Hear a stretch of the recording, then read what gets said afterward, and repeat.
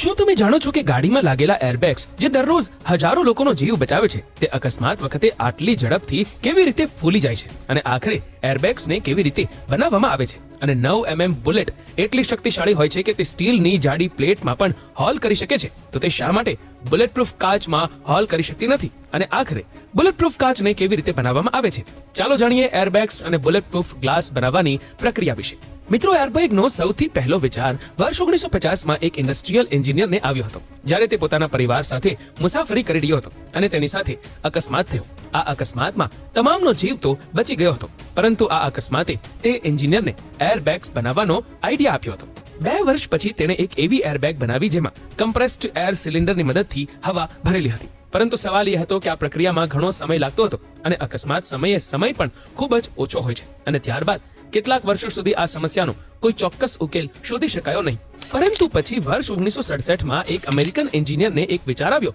તેણે રાસાયણિક વિસ્ફોટકમાંથી ઉત્પન્ન થતી ગેસમાંથી એરબેગ ભરવાનું નક્કી કર્યું એરબેગની અંદર સોડિયમ એઝાઇડ નામનું રસાયણ હોય છે જે વાહનમાં લગાવેલ ક્રેશ સેન્સરને અકસ્માત સમયે ઇલેક્ટ્રિક સિગ્નલ આપે છે ઇલેક્ટ્રિક સિગ્નલથી આ કેમિકલમાં વિસ્ફોટ થાય છે જેના કારણે નાઇટ્રોજન ગેસ બહાર આવે છે અને તે તરત જ એરબેગને ફૂલાવી નાખે છે તમને જાણીને નવાઈ લાગશે કે ક્રેશથી લઈને એરબેગના ફૂલાવા સુધીનો સમય માત્ર 20 મિલિસેકન્ડનો હોય છે એટલે કે એક આંખ ઝબકાવા જેટલો સમય લાગે છે તેટલા સમયમાં એરબેગને 5 વખત ફૂલાવી શકાય છે તમને જણાવી દઈએ કે એરબેગમાં એક ખાસ પ્રકારનું મટીરીયલ વાપરવામાં આવે છે જે એક સિંગલ પીસમાં બનાવવામાં આવે છે કાપડની તુલનામાં આ મટીરીયલ જાડું રાખવામાં આવે છે અને એક સમયે 1000 નાયલોનમાંથી આ મટીરીયલ બનાવવામાં આવે છે જો આ પ્રક્રિયામાં એક દોરો પણ તૂટી જાય તો સેન્સર તરત જ મશીનને બંધ કરી દે છે એક બાજુ કાપડ બનતું રહે છે અને બીજા છેડે વીંટળાતું પણ રહે છે આ પ્રક્રિયા પૂરી થયા પછી આ કાપડને ધોવામાં આવે છે ત્યારબાદ આ ભીના કાપડને ગરમ રોલર્સ પર પસાર કરીને સૂકવવામાં આવે છે અને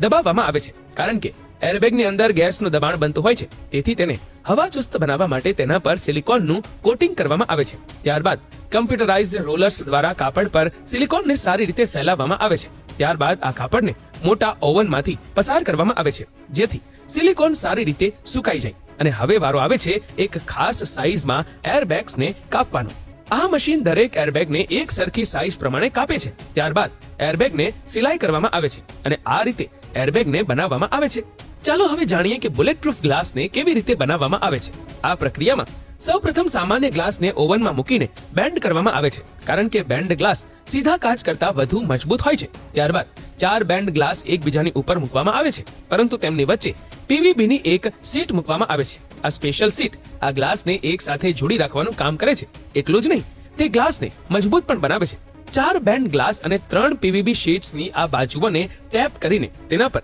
પ્લાસ્ટિકની શીટ લગાવવામાં આવે છે જેને સારી રીતે એર ટાઇટ પણ કરવામાં આવે છે હવે તેમાંથી હવા કાઢવાનો વારો આવે છે એક વેક્યુમ પંપની મદદથી બધી હવા બહાર કાઢવામાં આવે છે અને પછી તેને એક મોટા કન્ટેનરમાં મૂકવામાં આવે છે આ કન્ટેનરમાં હવાનું દબાણ આપણા વાતાવરણ કરતા 10 ગણું વધારે હોય છે અને તેનું તાપમાન 278 ડિગ્રી સેલ્સિયસ રાખવામાં આવે છે આ ગરમી અને દબાણ પીવીબી અને ગ્લાસને એક સાથે ફ્યુઝ કરે છે જે પહેલા 4 ગ્લાસ અને 3 પીવીબી શીટ હતી તે હવે એક સિંગલ ગ્લાસ બની જાય છે અને આ સિંગલ ગ્લાસને બુલેટપ્રૂફ ગ્લાસ કહેવામાં આવે છે જો બુલેટપ્રૂફ ગ્લાસ પર 9 mm બુલેટનું પરીક્ષણ કરવામાં આવે તો આ